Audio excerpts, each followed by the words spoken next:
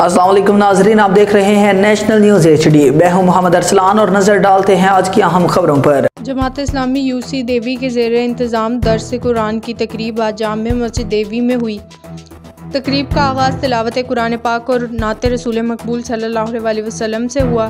बाद में जमात इस्लामी के अमीर ज़िला रावलपिंडी सैयद आरिफ शराजी ने दर्स कुरान दिया। रिपोर्ट शामिल करते हैं राजा बिलाल अनायत की दौलताला से।